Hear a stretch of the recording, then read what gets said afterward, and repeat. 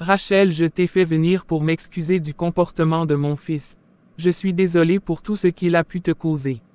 Vous n'avez pas à vous excuser, madame. Gildas est majeur. Il est responsable de ses actes. Et je sais que vous aussi avez été victime de cette situation. Je comprends. En tant que femme, je sais ce que ça fait de se sentir trahi de cette façon. Je me demande comment il a pu penser que c'était une bonne idée de présenter Dofi à ses parents.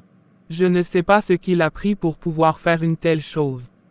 Parfois il nous arrive de faire certaines choses sans réfléchir aux conséquences. Mais il faut quand même connaître ses limites.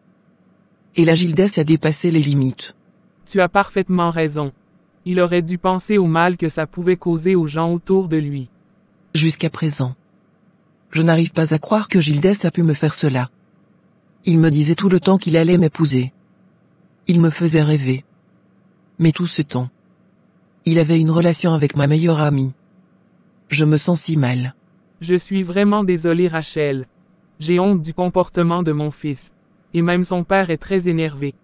Je sais pas pourquoi il a pu changer jusqu'à ce point. Son père et moi nous lui avons donné une éducation saine. Nous lui avons inculqué de bonnes mœurs.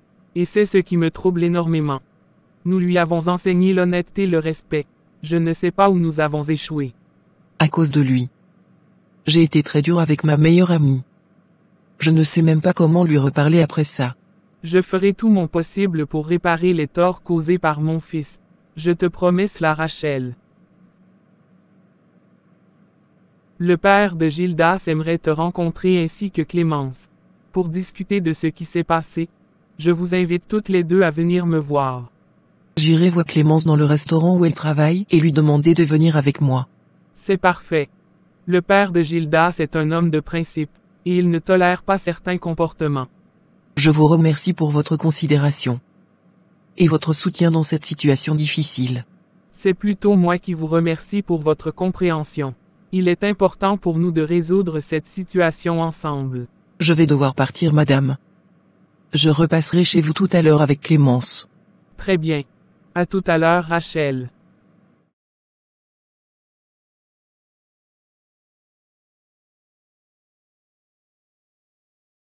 Je suis vraiment désolé.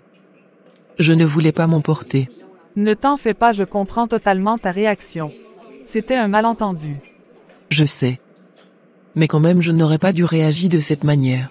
Je comprends. La mère de Gildas veut avoir une discussion avec nous deux. Pourquoi? Elle veut clarifier certaines choses. On verra bien ce qu'elle nous dira. Je pense que c'est mieux ainsi. On est toutes les deux désolées alors. Assieds-toi, je vais te préparer quelque chose à manger. Merci Clémence. Expliquez-moi ce qui s'est passé exactement, le jour de votre visite au restaurant de Madame Monique Alexis, la mère de Matteo. Quand je suis arrivée, elle m'a demandé de l'attendre dans son restaurant. Vous l'avez attendu pendant combien de temps? Je ne me souviens plus. Vous êtes resté dans son restaurant pendant combien de temps? Quand elle est revenue, nous avons parlé. Elle s'est énervée et je suis partie du restaurant. C'est après que j'ai eu l'accident.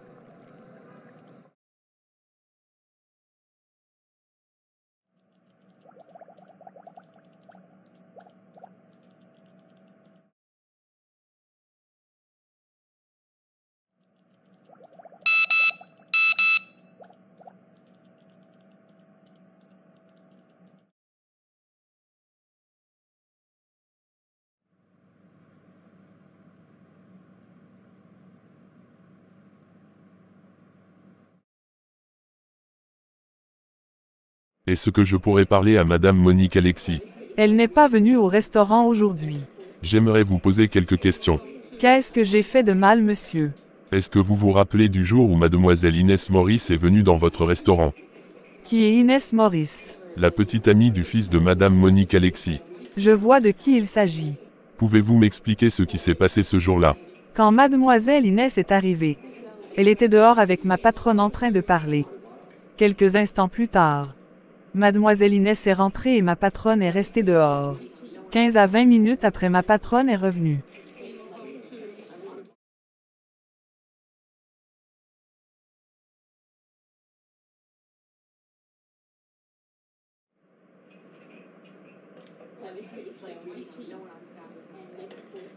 Mais pourquoi ce policier est venu me poser toutes ces questions? Je pense que je n'aurais pas dû répondre. J'espère que je n'aurai pas de problème. J'ai vraiment peur. Je sais vraiment pas qu'est-ce que je fais dans ce restaurant. Depuis que je suis ici, je n'ai que des problèmes. Après cette méchante patronne, maintenant c'est la police. Si je pars d'ici aujourd'hui, c'est décidé, je reviendrai plus jamais.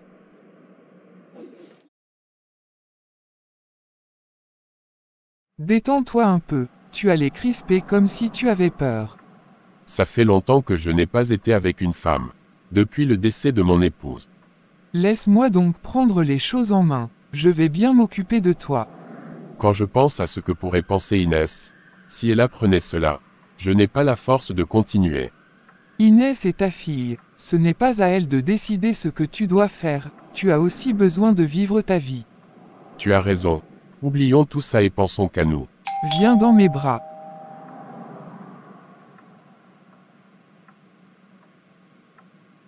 On sonne à la porte.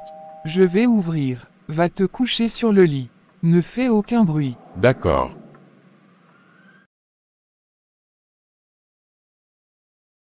Mon chéri, merci d'être revenu. Je ne suis pas revenu, j'ai oublié mon permis de conduire. Je suis venu le récupérer. Ma vie n'a pas de sens sans toi, reste s'il te plaît. Je ne peux pas vivre avec une mère qui a des secrets, et qui veut me faire passer pour un fou. Crois-moi, je ne te cache rien, et je ne te cacherai jamais rien, tu as toujours été mon fils adoré. Je te trouve un peu mystérieuse, je sens que quelque chose ne va pas depuis longtemps. S'il te plaît, fais-moi confiance. Je ferai tout pour te convaincre de rester, de ne pas me quitter. Je suis désolé mais il est trop tard, tu dois considérer que je suis déjà parti. Non Matteo, je ne peux pas supporter cela, si tu quittes la maison je ne sais pas comment je vais faire, s'il te plaît ne me laisse pas seul, tu es tout ce que j'ai. Je sais maman, mais je dois prendre des décisions pour ma propre vie, je ne peux pas rester ici. Je t'en prie ne me laisse pas, on peut trouver une solution ensemble, je suis prête à tout pour que tu restes.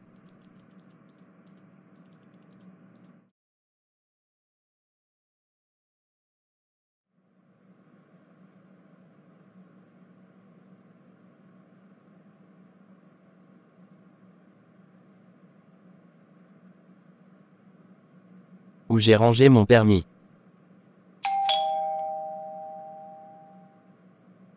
J'ai cru entendre la voix de Matteo. Parle à voix basse. Je vais parler à Madame Monique Alexis. Est-ce qu'elle est disponible? Oui bien sûr elle est dans sa chambre, je vais la chercher, veuillez patienter un instant.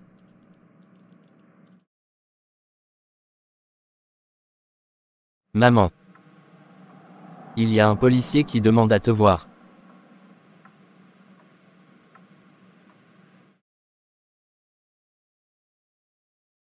Madame Alexis Monique, vous êtes en état d'arrestation pour l'accident de Mademoiselle Inès Maurice. Et le décès de votre mari. Vous avez le droit de garder le silence, tout ce que vous direz pourra être retenu contre vous devant la Cour de justice. Vous avez le droit de prendre un avocat, si vous n'avez pas les moyens un avocat vous sera donné d'office.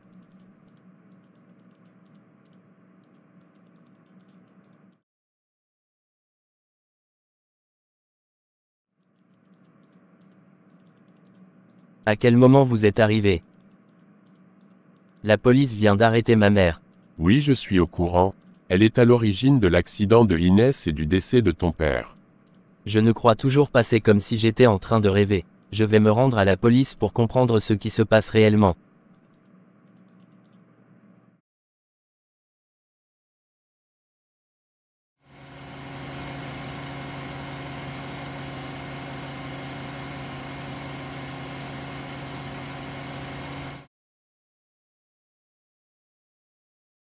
La mère de Matteo a été arrêtée par la police. Pourquoi? Mais qu'est-ce qu'elle a fait? Vous n'allez jamais croire. Elle est à l'origine de l'accident de Inès. Si nous sommes encore en vie, c'est un coup de chance et grâce à Dieu. Ce que tu dis fait vraiment peur. Comment Matteo a-t-il réagi? Pour l'instant il est sous le choc. Mais nous devons être là pour lui. Je n'arrive pas à imaginer la douleur et la tristesse de Matteo, ça doit être tellement difficile pour lui. Comment cette dame a pu faire une chose aussi grave? Papa, donc c'est la mère de Matteo qui a saboté les freins de ma voiture pour provoquer l'accident. Malheureusement oui, c'est elle. Il y a toutes les preuves. Pourquoi a-t-elle fait cela? Je suis tellement déçu de cette dame. Je n'aurais jamais imaginé qu'elle puisse faire quelque chose d'aussi terrible. C'est incroyable. Comment on peut être aussi méchant et sans cœur? Qu'est-ce qui a bien pu la motiver à vouloir me faire du mal? Je n'arrive toujours pas à croire que c'est elle qui a causé mon accident. C'est pourquoi. Il ne faut pas faire confiance aveuglement. Les gens sont capables du pire. Quand j'imagine que cette dame a passé la nuit dans cette maison avec nous, j'ai la peur au ventre. On a eu de la chance. Elle aurait pu nous faire du mal. Et ce n'est pas tout. Qu'est-ce qu'elle a fait d'autre? C'est elle qui est à l'origine du décès de son mari. Mais qui était donc cette dame? Comment a-t-elle pu faire du mal à son propre mari? Dans ce cas, qu'elle périsse en prison. Elle n'a pas sa place dehors.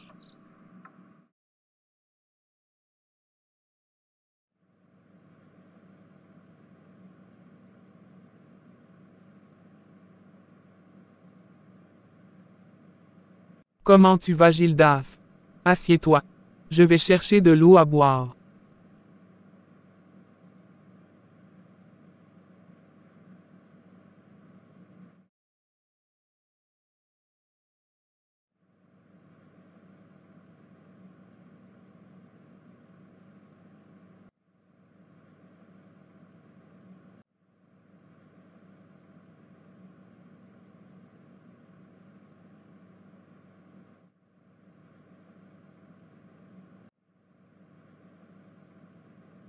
Je vous demande pardon, j'ai mal agi, je regrette énormément.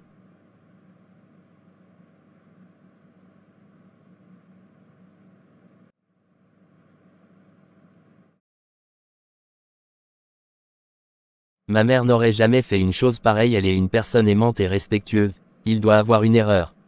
Je comprends que cela puisse être difficile à accepter, mais les preuves sont accablantes. Nous avons vérifié les caméras de surveillance et elles montrent clairement votre mère. Mais cela ne prouve pas qu'elle a saboté les freins de la voiture, ou qu'elle a voulu faire du mal à Inès, il doit avoir une explication logique. Nous avons aussi la preuve que le bracelet qui avait été oublié par la dame, qui a voulu faire du mal à Inès à l'hôpital appartient à votre mère. C'est difficile à croire, je dois parler à ma mère. Je comprends votre désir de soutenir votre mère, mais nous devons suivre les preuves. Je suis désolé pour ce que vous traversez. Je veux parler à ma mère maintenant. L'ADN de la personne qui a utilisé la corde qui a servi à commettre l'homicide sur votre père, correspond à celui de votre mère, donc elle est bien à l'origine du décès de votre père. Je vais vous conduire à la cellule de votre mère.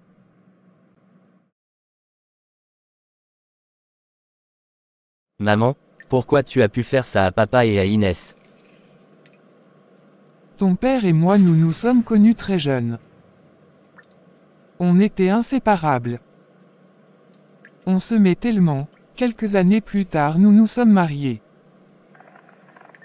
Après notre mariage, je ne tombais pas enceinte, je ne comprenais pas pourquoi. Ton père et moi avions décidé d'aller à l'hôpital. Après plusieurs examens, le docteur m'a dit que je ne pouvais pas concevoir d'enfant, et que je suis stérile. Je ne pouvais pas accepter cette nouvelle. J'ai dit à ton père que ce docteur est un menteur, donc j'ai décidé d'aller d'hôpital en hôpital. Je suis allé voir plusieurs gynécologues partout dans le monde entier. Ils ont tous dit la même chose, que je ne peux pas avoir d'enfant. Je ne savais plus quoi faire. J'avais une amie qui est décédée il y a quelques années de cela, qui m'a dit qu'elle connaissait quelqu'un qui pouvait m'aider à tomber enceinte, car c'est grâce à lui qu'elle est devenue une femme très riche. Elle m'a conduit chez ce dernier. Qui est-ce? Nous sommes allés le voir, et il a dit à mon amie de rentrer chez elle, et qu'il allait me parler en privé. Quand elle est partie, il m'a dit qu'il pouvait m'aider à tomber enceinte, mais à condition que je le fasse avec lui. J'ai refusé. Il m'a dit, que je refuse ou pas, Je suis condamné à faire ce qu'il me demande. Sinon je risque de ne plus me retourner chez moi. C'est ainsi que j'ai accepté de le faire avec lui. Quand on a fini, je suis rentré à la maison. Le lendemain j'ai commencé à me sentir bizarre, c'est comme s'il y avait quelque chose d'étrange en moi. J'ai commencé à avoir un malaise, je me suis rendu à l'hôpital. Le docteur me dit que j'ai un début de grossesse, j'étais très étonné. Je me suis dit que normalement pour tomber enceinte d'un vrai enfant ça prend quand même du temps. Mais pourquoi quand je suis allé avec lui, le lendemain je suis enceinte? J'ai attendu quelques semaines avant d'annoncer la nouvelle à ton père, il était très content. Quelques mois plus tard, je t'ai accouché. Le jour que tu es venu au monde, le monsieur m'a apparu. Il m'a dit que tu lui appartiens, et que tu ne devais pas te mettre avec une femme, tu ne devais pas procréer, car tu lui appartiens. C'est ainsi qu'à chaque fois il se présente à moi, et un jour, j'étais au salon avec ton père et il est apparu, quand ton père a découvert la vérité. C'est ainsi que ton père est parti de la maison. C'est lui qui contrôle mes pensées, c'est lui qui m'a dit où ton père était, et je suis allé le rejoindre et l'envoyer dans la forêt pour lui faire du mal. Non, je ne crois pas ce que tu dis. Ce n'est pas vrai, maman, c'est faux, je ne peux pas croire à ça. C'est vrai ce que je t'ai dit, il m'a même dit de me débarrasser de toutes les filles qui s'approchent de toi. Je ne crois pas.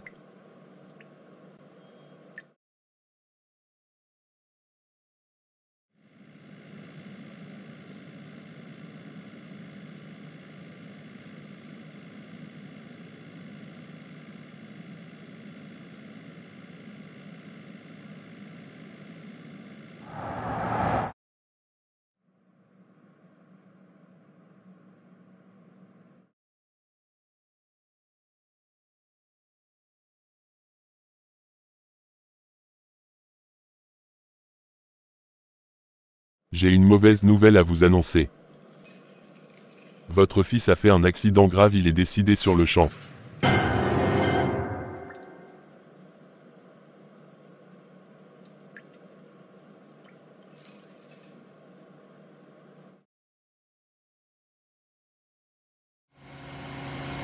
Le décès de Matteo me laisse sans voix. C'est vraiment triste. J'ai de la peine pour Inès. Ça sera un choc pour elle.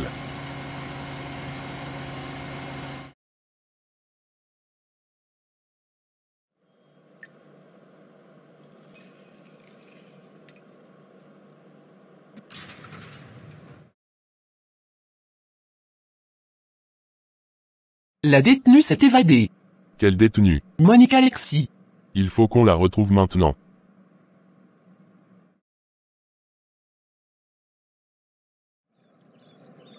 Il n'y a personne. Mon père et ma tante sont sortis.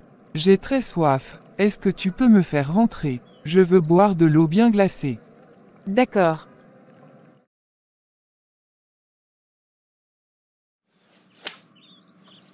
Tu as apporté la malchance dans ma famille.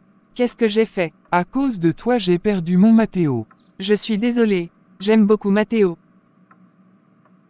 Puisque tu l'aimes, tu vas aller le rejoindre aujourd'hui.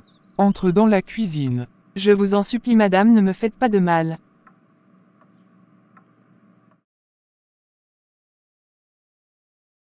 Tu peux commencer à faire ta dernière prière, parce que tu n'auras pas une deuxième chance. Si vous me faites du mal, ça ne va pas ramener Matteo. Il y a longtemps que j'aurais dû te faire disparaître, mais aujourd'hui tu ne pourras pas t'en sortir. Sachez que vous êtes une bonne personne. Je comprends tout ce que vous avez fait, et je ne vous en veux pas. Ça suffit, tu es trop petite pour essayer de m'amadouer, adieu.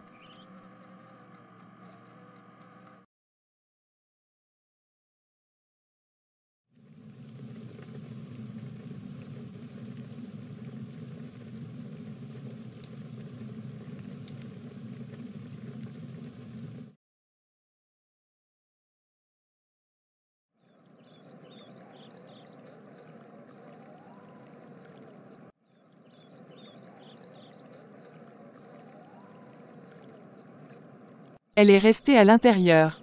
Les pompiers n'ont rien pu faire.